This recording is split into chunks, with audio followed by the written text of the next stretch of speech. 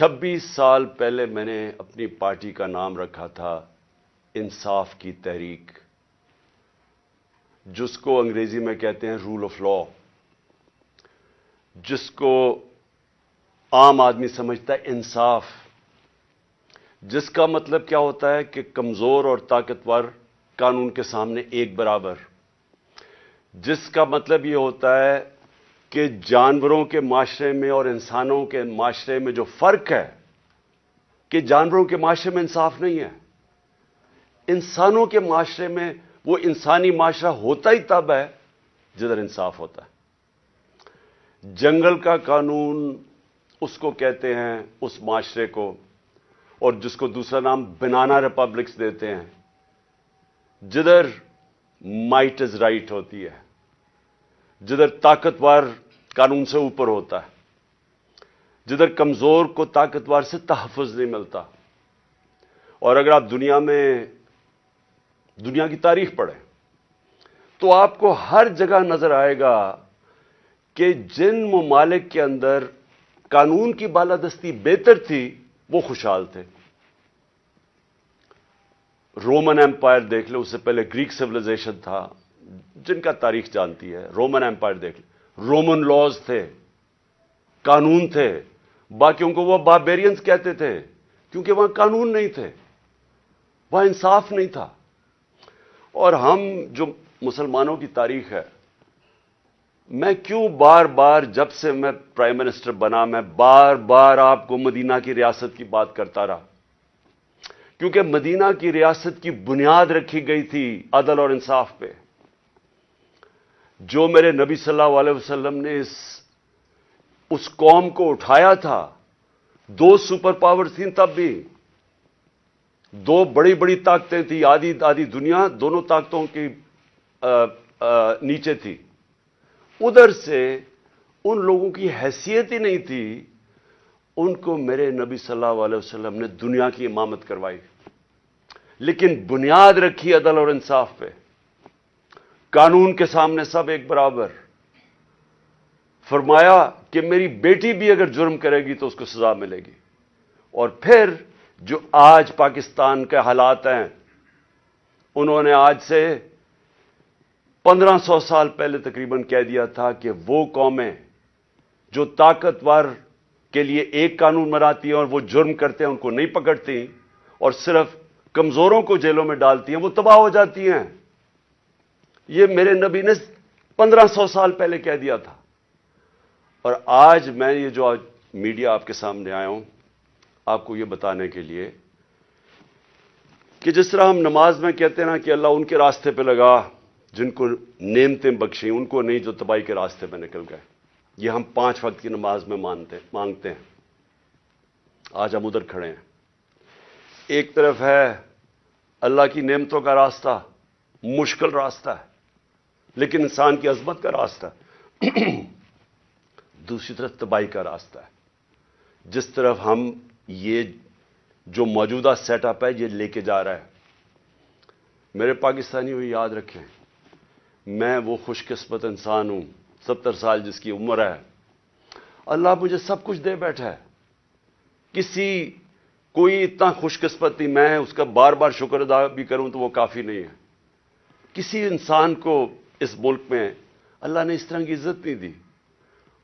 حکومت سے انہوں نے سازش کے تحت مجھے باہر نکالا تو آپ لوگوں نے لاکھوں کی تعداد میں سڑکوں پہ نکلے۔ کس پرائم منسٹر کو آج تک اس طرح کی عزت ملی ہے؟ اور حکومت کے باہر پبلک کے اندر میں نکلا تو جس طرح کی عزت آپ نے مجھے دی کس کو ملی آج تک؟ کون سے پرائم منسٹر کو ملی؟ تو اس کے لیے وزارت عظمیٰ کیا چیز ہے؟ اس سے بڑی چیز کیا ہے کہ قوم اس کی عزت کرتی ہے۔ تو میں آج آپ کے لیے یہ کہنا چاہتا ہوں کہ دیکھیں، یہ آپ ایک بڑے خطرناک موڑ پہ کھڑے ہیں۔ اگر میری قوم میری آواز آج سن کے آپ جو اللہ نے ہمارے اوپر حکم دیا ہوا ہے جہاد کا، جہاد ہے کیا؟ پہلے میں یہ بھی کلیئر کر دوں، ظلم کے سامنے اور ناانصافی کے سامنے کھڑا ہونا جہاد ہے۔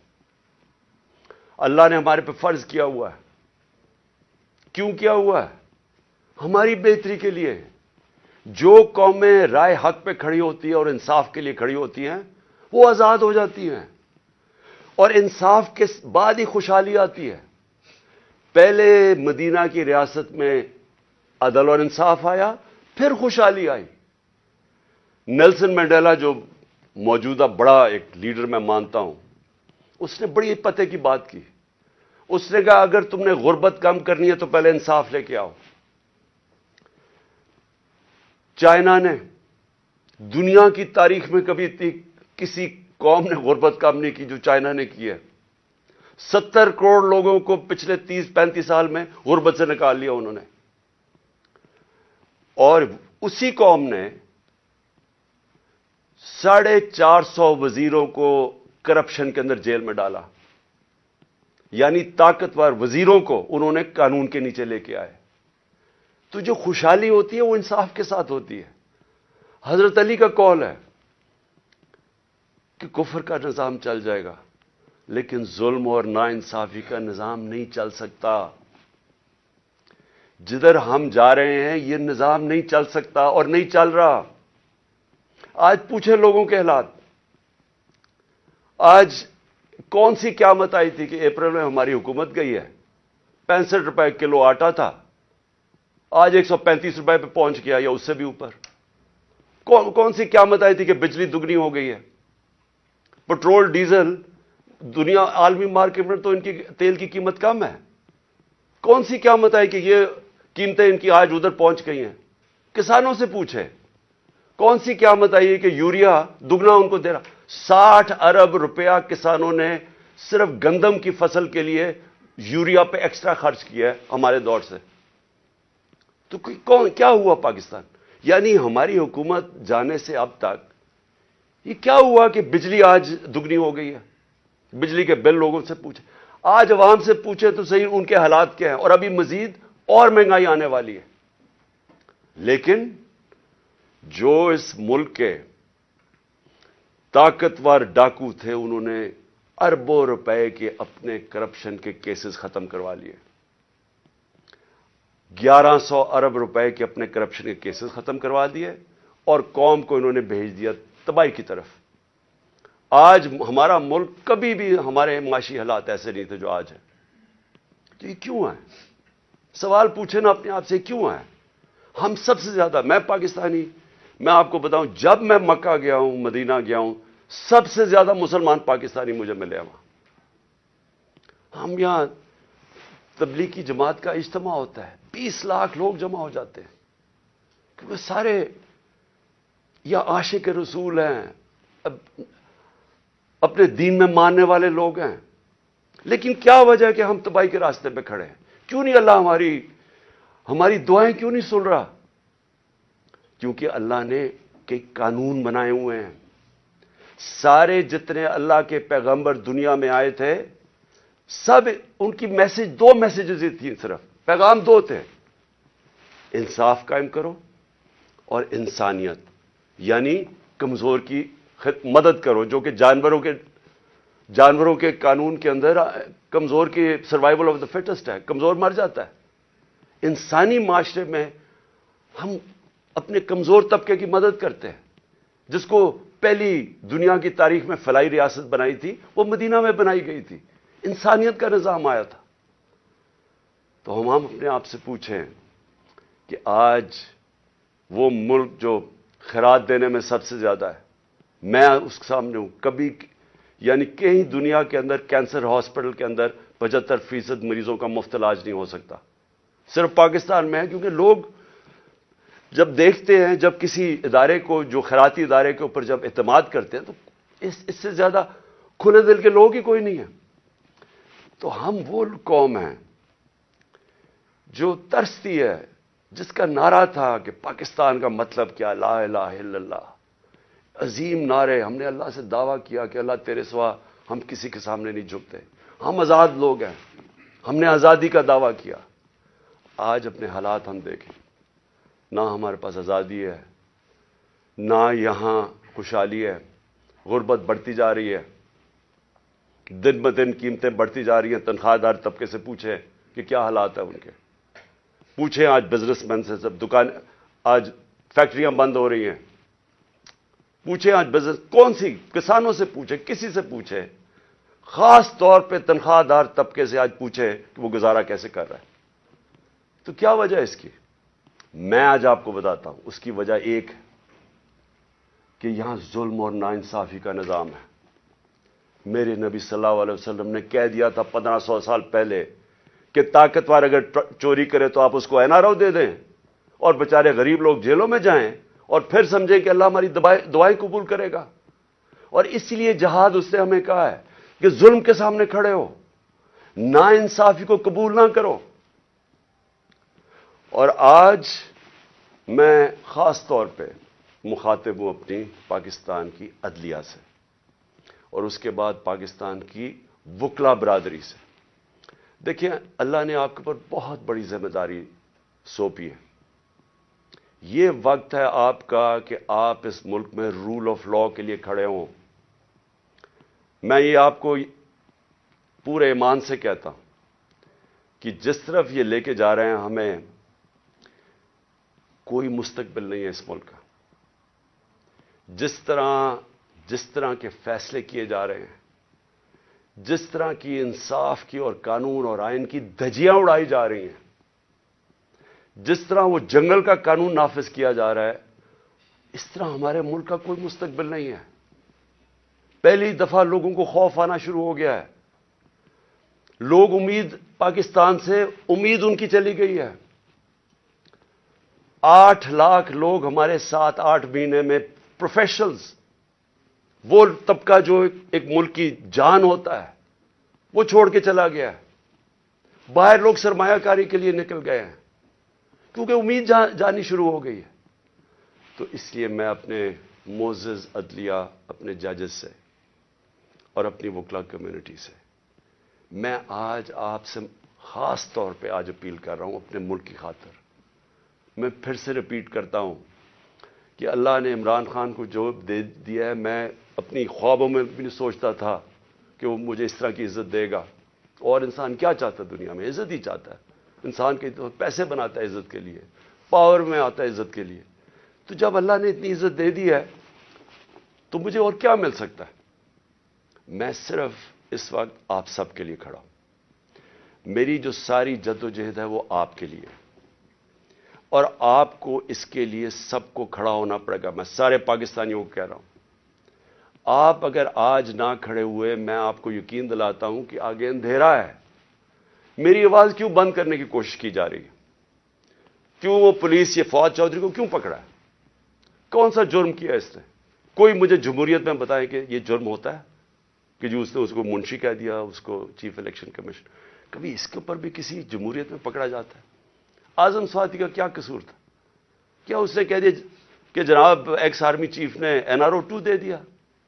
تو یہ سینیٹر ہے، اس کی رائے ہے یہ باقی اس ملک کی اکثریت سمجھتی ہے کہ ٹھیک ہے۔ اس کو ننگا کر کے، تشدد کر کے، پھر وہ گندی ویڈیو، اور پھر اس کو پکڑ لیا، 30 FIR کاٹ دی۔ شہباز گل، ارشد شریف، جو ارشد شریف کی خبریں آتی ہیں کہ کس طرح اس سے کیا گیا، کیا بچہ جانتا ہے پاکستان میں کہ ارشد شریف جیسا خوددار، دیانتدار، کریڈیبل، ایک محب وطن، شاید ہی کوئی صحافی آیا ہو، اس سے جو کیا ہے۔ اور یہ جو میرے اوپر قاتلانہ حملہ کس لیے کیا گیا؟ میں نے کون سا جرم کیا تھا؟ اور اس کے اوپر ابھی میں آتا ہوں جب میں باقی چیزیں بھی آپ کو سامنے رکھتا ہوں۔ لیکن میں آج اپنی قوم کو کہہ رہا ہوں کہ دیکھیں، آپ کا مستقبل آپ کے ہاتھ میں ہے۔ آپ ہیں اللہ کے بعد اس ملک کے وارث۔ آپ کو اپنی تقدیر اپنے ہاتھ میں لینی پڑے گی۔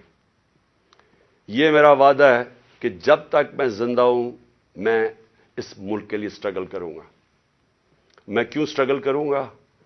کیونکہ میں کبھی نہیں بھولتا کہ بچپن سے مجھے بتایا گیا ہمارے بڑوں نے کہ تم خوش قسمت ہو، تم آزاد ملک میں پیدا ہوئے ہو۔ وہ ہمارے بڑے سارے غلام ہندوستان میں پیدا ہوئے تھے. بچپن سے یہ ہمارے میں ڈالا گیا کہ یہ کتنا خوش قسمت سارے ہم ہیں، میری جنریشن، کہ ہم تو ایک آزاد ملک میں پیدا ہوئے. میں کبھی بھی جب دنیا میں باہر گیا، کرکٹ کھیلی، بڑا ٹائم گزارا ہے، پروفیشنل کرکٹ کھیلتا تھا، کبھی میرے ذہن میں یہ نہیں آیا کہ میں پاکستان کے علاوہ کسی اور ملک میں رہ سکتا ہوں. اور میں ابھی بھی جتنی میری باقی زندگی ہے اس ملک کے لیے، میں آپ کو یقین دلاتا ہوں کہ نہ مجھے کوئی جیل سے ڈر ہے. موت میں نے اپنے اتنے قریب سے دیکھی ہے کہ اتنے قریب سے دیکھی ہے. مجھے پورا اللہ پہ اعتماد ہے. میں لا الہ الا اللہ پہ ماننے والا انسان ہوں. جب اس کا فیصلہ ہوگا، قرآن شریف کے اندر آپ پڑھ لیں، آپ نہ آگے ہوتا ہے ٹائم نہ پیچھے ہوتا ہے. اس لیے مجھے کوئی فکر کسی کی نہیں ہے، اور مجھے کوئی یہ جو ہر وقت جیل لے کے جانے لگے ہیں، مجھے اس سے کوئی فکر نہیں ہے. اور نہ ہی میں آپ سب کو کہتا ہوں، آپ کو یہ جیل سے ڈرنا نہیں چاہیے. جیل کا ڈراوے جی جیل میں ڈال دیں گے، ڈال دیں جیل میں، کتنوں کو ڈالیں گے. اس لیے میری قوم، آپ کو اگر اپنے آپ کو بچانا ہے، آپ کو اللہ کے حکم پہ چلنا پڑے گا، انصاف کے ساتھ کھڑا ہونا پڑے گا. اور میں اپنی عدلیہ سے پہلے آتا ہوں. سب سے پہلے الیکشن کمیشن. الیکشن کمیشن نے محسن نقوی کو پنجاب کا چیف منسٹر بنایا. میں پہلے الیکشن کمیشن سے سوال پوچھتا ہوں کہ کیا آپ کو نہیں پتا کہ جو آئین کا آرٹیکل 218 اس کی شق 3، کیا آپ کو نہیں پتا کہ آپ کی سب سے بڑی ذمہ داری صاف اور شفاف الیکشن کروانا ہے؟ یہ آپ کی سب سے بڑی ذمہ داری ہے. تو میں سوال یہ پوچھتا ہوں کہ کس بیسس پہ آپ نے محسن نقوی کو چنا؟ باقی نام کس بیسس پہ آپ نے ریجیکٹ کیے؟ جبکہ ہم نے وہ نام چن کے دیے جو ہم سمجھتے تھے کہ نون لیگ ایکسپٹ کر جائے گی ان کو، کیونکہ سکھیرا صاحب اس وقت کیبنٹ سیکرٹری ہیں، شہباز شریف کے کیبنٹ سیکرٹری ہیں. اس سے بعد ناصر کھوسا کا نام دیا جو ان کے پرنسپل سیکرٹری نواز شریف کے رہ چکے ہیں، شہباز شریف کے چیف سیکرٹری. یعنی وہ لوگ جو ان کو ایکسیپٹیبل ہے. ہم نے اپنی طرف سے نیوٹرل امپائر رکھنے کی کوشش کی. تو کس بیسس کے اوپر یہ محسن نقوی کو آپ لے کے آئے؟ کیا آپ اس کے بیک گراؤنڈ کا نہیں پتا تھا؟ یا شاید لگایا اس لیے تھا کیونکہ آپ کو پتا تھا یہ کون ہے؟ کیا یہ نہیں پتا کہ یہ آدمی رجیم چینج جو ہماری گورنمنٹ گرائی گئی ہے اس میں اس نے سب سے بڑا رول اس کا تھا. ایک تو اوپر کا رول تھا نا ایکس آرمی چیف کا، لیکن اس کا اس کے بعد یہ ان چند لوگوں میں سے تھا جو سب سے زیادہ یہ بھاگ دوڑ کی اس نے ہماری حکومت گرانے کے لیے. کیا یہ آصف زرداری کے ساتھ سندھ ہاؤس جدھر پیسے چلے تھے یہ وہاں نہیں تھا؟ کیا آصف زرداری اس کو اپنا بیٹا نہیں کہتا؟ کیا اس کا جو چینل ہے، لوگوں کو نہیں پتا اس کی چینل کا کس کے بار بار جو پروپیگنڈا ہمارے اگینسٹ کب سے کر رہا ہے؟ اور پھر سب سے بڑی بات کہ جو آج نیب کے چیئرمین ہیں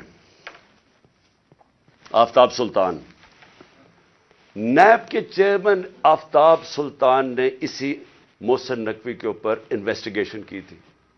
یہ انویسٹیگیٹنگ آفیسر تھے اور ان کی ریکمنڈیشن پہ انہوں نے 35 لاکھ روپیہ نیب کو واپس کیا تھا. تو میں الیکشن کمیشن سے پوچھنا چاہتا ہوں کہ کوئی اور آپ کو نہیں ملا کہ صرف چن کے آپ وہ آدمی لے کے آئے ہیں جو کہ ہمارا سب سے خلاف تھا؟ اور اس نے آتے ساتھ ہی کیا کیا؟ یہ جو اب فواد چودھری کا ہوا ہے، 3 دفعہ، اور میں جج صاحب کو سلام کرتا ہوں، 3 دفعہ انہوں نے کہا کہ فواد چودھری کو طلب کیا عدالت میں، اور تینوں دفعہ نہیں اس کو عدالت میں پریزنٹ کیا گیا. تو کیا یہ محسن نقوی، یہ اس کی پہلی آتے ساتھ ہی اس نے اپنے کارنامے دکھا دیے. اس کے بعد اس نے جو اس نے اپوائنٹمنٹس کی ہیں، کیا یہ فری اینڈ فیئر الیکشن ہو رہا ہے کہ سارے وہ پولیس آفیسر جنہوں نے ہمارے اوپر تشدد کیا تھا 25 مئی کو، ان ساروں کو واپس لے آیا؟ ایڈوکیٹ جنرل آفس کے اندر وہ سارے لوگ جو کہ حمزہ شریف کے دوران تھے ان کو واپس لے آیا؟ کیا یہ صاف اور شفاف الیکشن کی تیاری ہو رہی ہے؟ کیا اس کو کہتے ہیں a neutral caretaker setup? Caretaker setup کا تو مطلب ہی یہ تھا کہ ایک نیوٹرل امپائر آئے گا. کیا یہ نیوٹرل امپائر ہے؟ اور ابھی سے ہی پولیس نے ہراساں شروع کر دیا ہے ہمارے ورکرز کے اوپر. ایک دو گرفتاریاں شروع ہوگی اور پلان بن گیا پکڑنے کا. اور یہ جو فواد چودھری کا ہوا ہے تو یہ ابھی سے ہی پورا پری پلان بنا ہوا ہے. یہ صاف اور شفاف الیکشن کروانے کے لیے محسن نقوی نہیں آیا. یہ وہ کرنے آیا جو میں نے پہلے بھی کہا تھا, جو آصف زرداری نے الیکشن کروایا ابھی کراچی کے اندر, کہ ووٹ بینک ہے نہیں پیپلز پارٹی کا اور پیپلز پارٹی جیت جاتی ہے کراچی سے. تو یہ الیکشن نہیں ہو رہا, یہ ایک پلان, ایک کانسپریسی کے تحت اس کو رکھا گیا. تو میں اپنی عدلیہ اور ہم انشاءاللہ یہ کیس لے کے جا رہے ہیں اپنی عدلیہ کے پاس. تو میں اور پاکستانی آپ سے انصاف کی توقع رکھ رہے ہیں.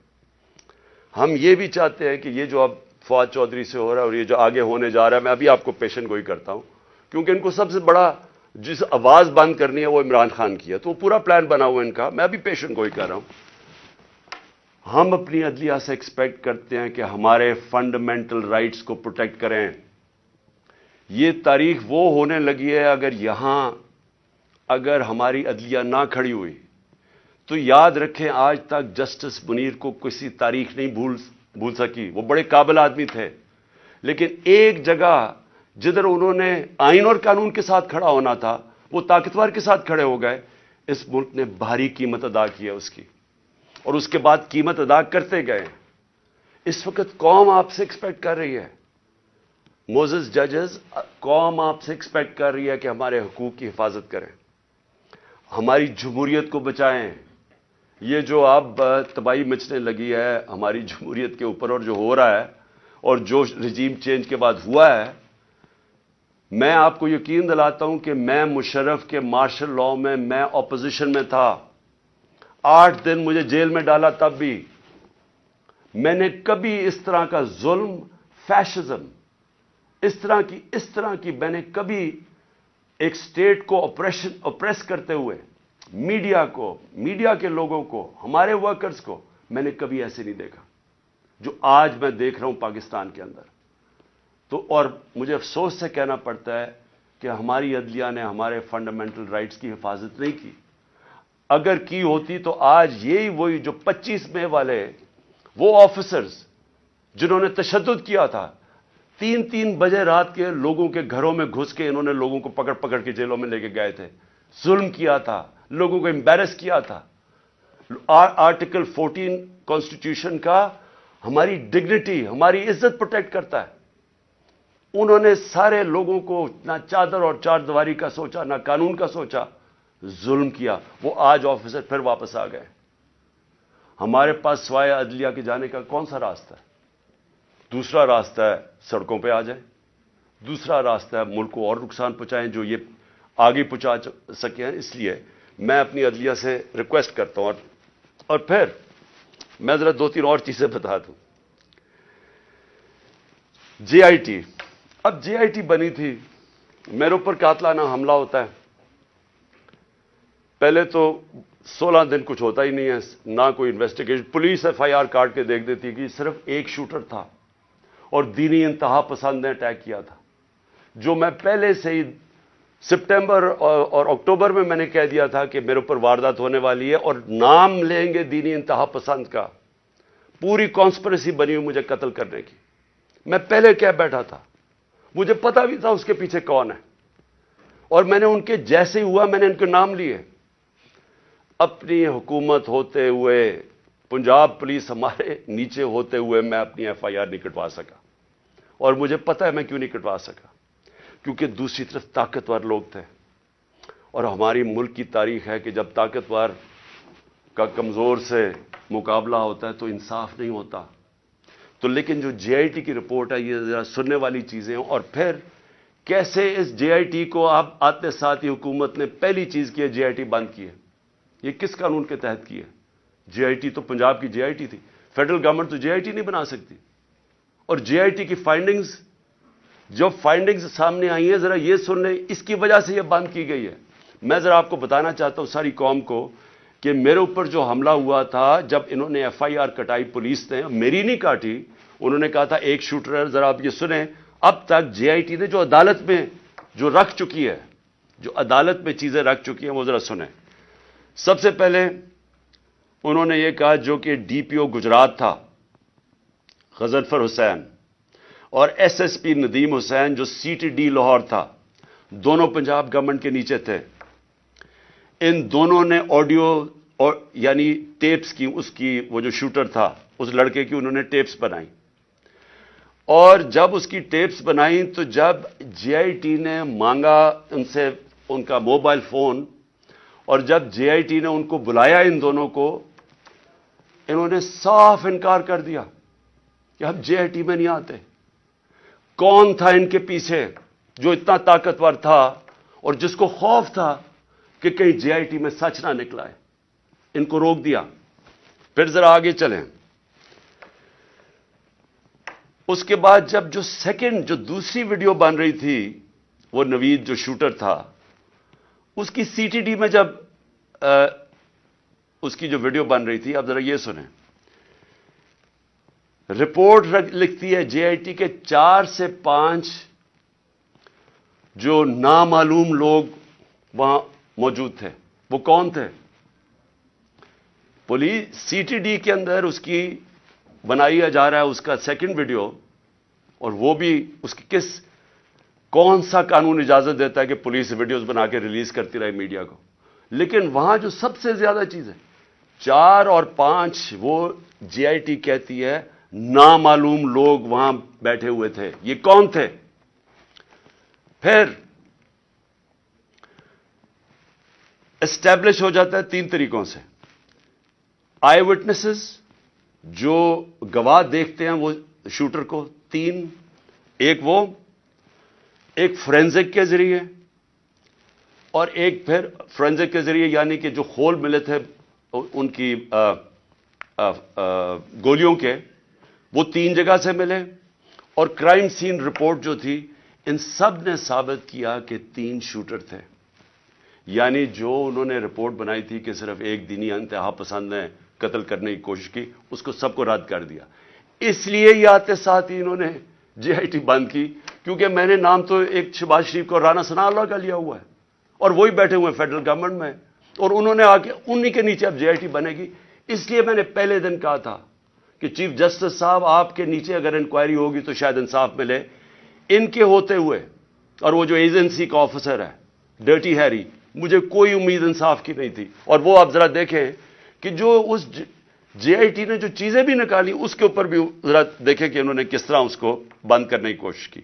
پھر یہ ثابت ہو گیا کہ جو لڑکا نوید تھا وہ کوئی دینی انتہا پسند نہیں تھا، اور اس کو ٹریننگ دی گئی تھی پسٹل شوٹنگ کے اندر. کوئی پسٹل شوٹنگ ایسے نہیں کرتا کہ سیدھی ایسے ریپڈ فائر کرے، وہ ٹرینڈ تھا.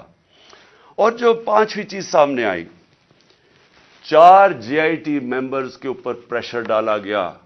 کس نے ڈالا؟ اور انہوں نے اپنی چینج کی رپورٹ، جو عدالت میں جو تھی رپورٹ، اس کی فائنڈنگ چینج کر دی. اور پھر کیا ہوتا ہے، جو پروسیکیوٹر جنرل ہے،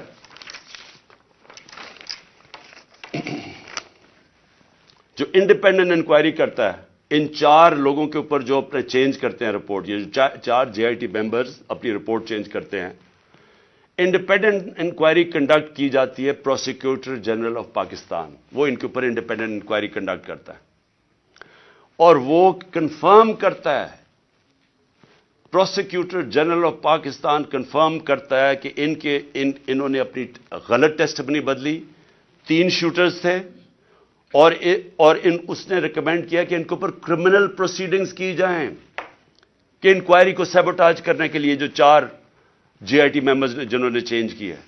تو میرا سب سے بڑا سوال یہ ہے کہ آتے ساتھ ہی پنجاب گورنمنٹ جب سے یہ آیا ہے، انہوں نے سب سے پہلے کیوں انہوں نے اسٹڈی کر لیتے، دیکھ تو لیتے کہ جے آئی ٹی رپورٹ میں کیا فائنڈنگز ہیں. بڑی تفصیل میں انہوں نے فائنڈنگز دی ہوئی ہیں. آتے ساتھ ہی اس کو کیوں بند کیا؟ اور پھر جو سب سے زیادہ کام کر رہا تھا، پہلے تو یہ 4 بھگا دیے، جو سب سے زیادہ کام کر رہا تھا، میں اس کا نام دیتا ہوں، وہ بڑا مجاہد، اس طرح بھی ماشاءاللہ ایسے لوگ تھے.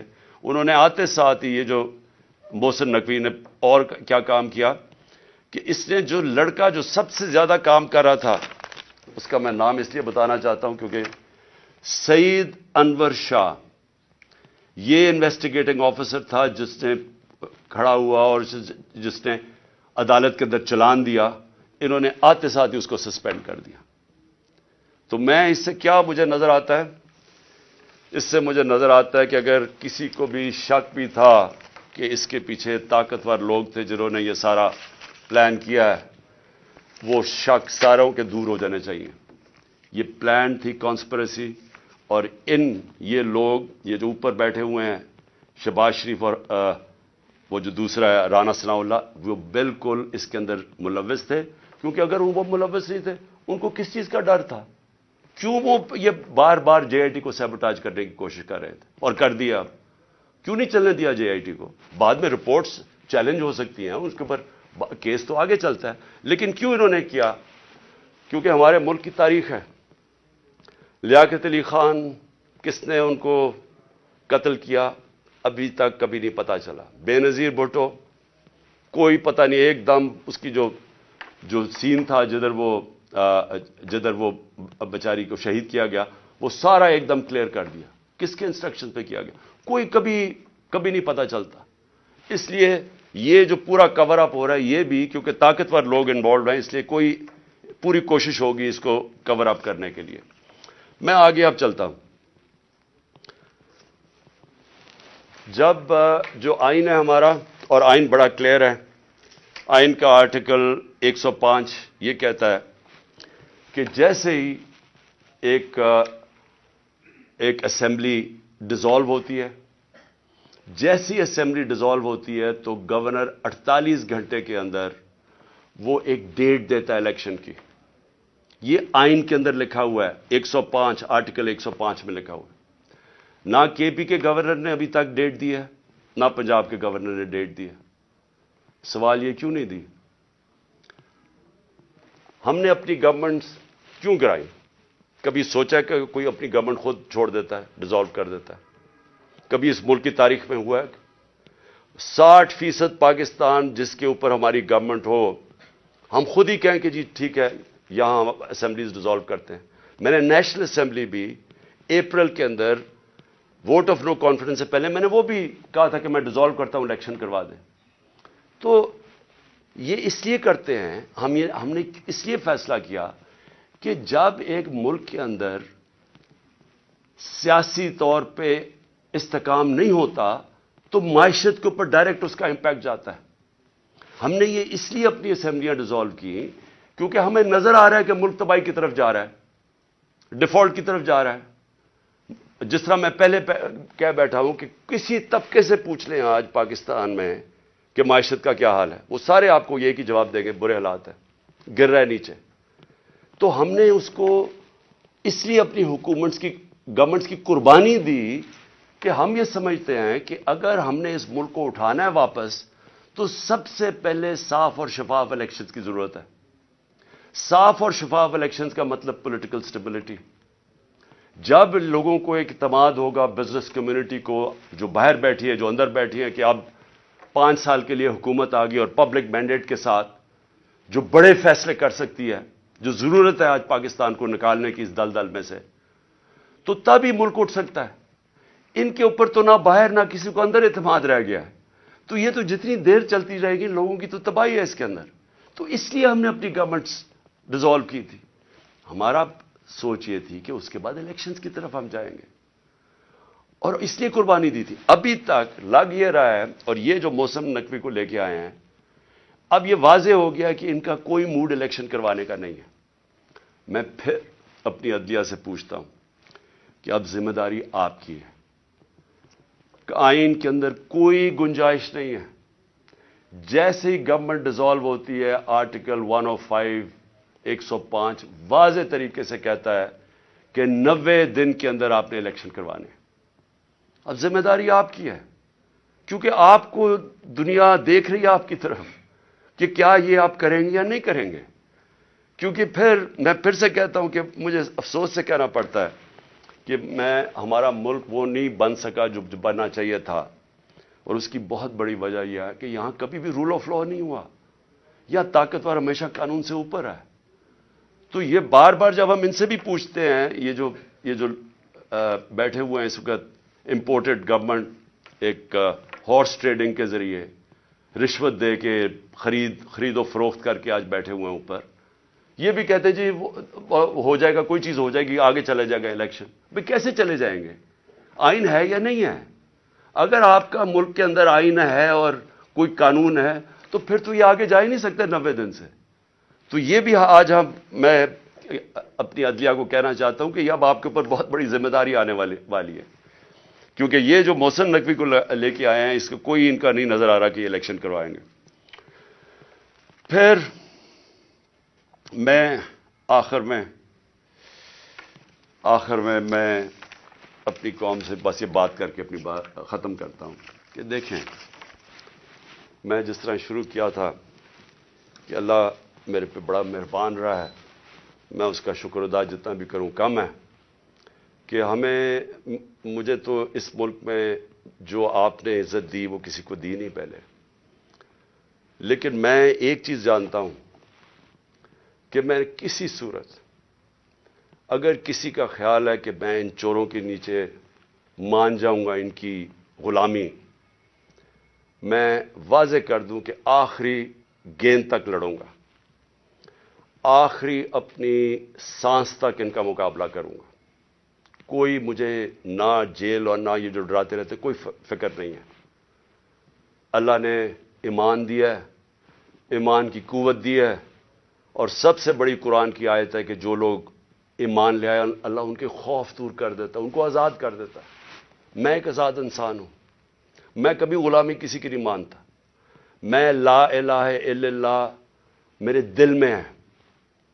میں نے اللہ کے سامنے دعویٰ کیا ہوا کہ اللہ تیرے سوا کوئی خدا نہیں ہے، کوئی خوف کے بت کی میں پوجا کرتا نہیں، اور نہ آپ کو کرنی چاہیے، کیونکہ میں ایک مثال دیتا ہوں ہمیشہ لوگوں کو، کیونکہ اسلام کی تاریخ آپ پڑھیں تو جو سب سے دردناک اور تکلیف دہ واقعہ وہ ایک ہی ہے، جس طرح حضرت امام حسین کی شہادت ہوئی۔ اور میں ہمیشہ یاد کراتا ہوں لوگوں کو کہ کوفہ کے لوگوں کو انہوں نے تو بلکہ دعوت دی تھی امام حسین کو، ان کو پتا تھا وہ رائے حق پہ ہے، ان کو پتا تھا کوفہ کے لوگوں کو، لیکن یزید کے خوف کے ظلم کے خوف کی وجہ سے انہوں نے اتنا بڑا سانیہ ہونے دیا اسلام میں۔ آپ بھی یہ خوف کا بت توڑ دیں، میری طرح آزاد ہو جائیں، اور کسی صورت ان کو نہ قبول کریں۔ مجھے جو صرف ایک افسوس ہے کہ میں جب سیاست شروع کی تھی 26 سال پہلے، تو میں یہ سمجھتا تھا کہ دو طرح کے طبقے پاکستان میں ہیں۔ ایک وہ طبقہ ہے چھوٹا سا جو اس ملک کا پیسہ چوری کر کے باہر لے جاتا ہے، ان کے پاس اربوں ڈالر باہر پڑے ہیں، بڑے بڑے پراپرٹیز، مے فیئر سب سے مہنگے علاقے میں لنڈن میں پراپرٹی ہے، بیٹا ون ہائیڈ پارک وہ سب سے مہنگا علاقہ ہے، آف شور اکاؤنٹس میں ان کے پیسے پڑے ہوئے ہیں۔ تو میں ان کو تو پاکستان نیچے جاتا ہے، ان کو کیا ہوگا؟ جب مشکل پڑتی ہے جہاز پکڑ کے باہر چلے جاتے ہیں۔ تو ایک ایسا طبقہ چھوٹا سا بیٹھا ہوا ہے، ہر وقت پیسہ اس ملک سے چوری کر کے باہر لے جاتا ہے، ٹیکس اور بزنس مین ہے، ٹیکس چوری کیا وہ باہر، ریل اسٹیٹ کے اندر بیٹھے ہوئے لوگ جیسی پیسہ بنتا ہے حوالے ہنڈی سے پیسہ باہر۔ تو ان کو کوئی تکلیف نہیں ہے کہ پاکستان نیچے جاتا یا نہیں، ان کو تکلیف نہیں ہے کہ ہم غلامی کریں، کبھی کسی کی غلامی جو آج تک کرتے آئے ہیں، ان کو فکر نہیں ہے، کیونکہ ان کا سٹیٹ پاکستان میں نہیں ہے۔ اور اس لیے میں ان کے خلاف نکلا تھا آج سے 26 سال پہلے، اور اس لیے جب تک میرے میں سانس ہے میں ان کا مقابلہ کروں گا۔ لیکن ایک دوسرا طبقہ جن کا جینا مرنا پاکستان میں ہے، وہ اکثریت اس ملک کی عوام ہے، اور اس ملک کے وہ ادارے ہیں، وہ ادارہ جس کو پتا ہے کہ اگر یہ ملک کی معیشت نیچے جاتی ہے تو سب سے پہلے نقصان اس ادارے کا ہے۔ آج سری لنکا کے اندر IMF نے حکم دیا سری لنکا کو کہ اپنی جو سری لنکا کی فوج ہے اس کا آدھا کرو۔ مصر کے اندر IMF نے حکم دیا ہے کہ اپنے فوج کی فضول خرچیاں کم کرو. تو کیا وہ جب ہم جو یہ امپورٹڈ حکومت ہمیں اپنے گھٹنوں پہ لے آئی ہے، اپریل میں پاکستان کدھر کھڑا تھا، صرف اکنامک سروے آف پاکستان آپ دیکھ لیں، اور آج کدھر ہے. تو کیا وہ جو اب ہمارے سے قیمت ادا کریں گے، کیا ہماری طرح کے جو سمجھتے ہیں کہ ہم ایک آزاد ملک میں رہنا چاہتے ہیں، کیا ہماری آزادی خطرے میں ہوگی یا نہیں؟ تو میں یہ ہمیشہ سمجھتا تھا کہ یہ ادارے کبھی بھی ان لوگوں کے ساتھ نہیں ہوں گے جو یہ ملک کا پیسہ چوری کر کے باہر لے کے جاتے ہیں. اور مجھے بڑا افسوس سے کہنا پڑتا ہے کہ ہماری حکومت ہٹا کے ان لوگوں کو بیک کیا گیا جو اس ملک کو 30 سال سے لوٹ رہے تھے. چھوڑیں کہ میں کیا کہتا ہوں، صرف انٹرنیشنل میڈیا ان کے متعلق کیا کہتا ہے. آج تو ٹیلی فون ہے، اپنا گوگل کر لیں کہ ان دونوں بڑے خاندانوں کے اوپر انٹرنیشنل میڈیا کیا کہتا ہے. ان کے خلاف ہماری اسٹیبلشمنٹ نے، ہماری ایجنسیز نے کیا کیا چیزیں نکالی ہوئی ہیں ان کی چوری کے اوپر. تو مجھے حیرت یہ ہوئی کہ رجیم چینج کے بعد ان کے ساتھ کیسے کھڑے ہو گئے، وہ ادارہ جس کا سب سے زیادہ سٹیک ہے کہ پاکستان ایک طاقتور ملک بنے. کہ اگر ایک ملک کی معیشت نیچے جاتی ہے تو ہمیں سوویت یونین کی مثال ہے کہ وہ ملک ٹوٹ گیا، تکڑی ترین فوج تھی لیکن ملک ٹوٹ گیا کیونکہ معیشت نیچے چلی گئی. تو ان کے نیچے جو انہوں نے 30 سال سے یہ ملک سے کر رہے ہیں، مجھے ابھی تک نہیں سمجھ آ رہی کہ کیسے وہ ادارے ان کے ساتھ کھڑے ہو گئے. میں آخر میں اپنی ساری قوم کو کہنا چاہتا ہوں کہ اپنی تقدیر اپنے ہاتھ میں لیں. آپ کا مستقبل، آپ کے بچوں کا مستقبل آپ کے ہاتھ میں ہے. آپ یہ اگر ظلم نہ، آپ کے پاس اب 2 راستے آ گئے ہیں. ایک تباہی کا راستہ ہے، ایک مشکل راستہ ہے، جدوجہد کا راستہ ہے، لیکن پاکستان کی عظمت کا راستہ ہے. اور مجھے امید ہے کہ آپ سب صحیح فیصلہ کریں گے. پاکستان زندہ باد.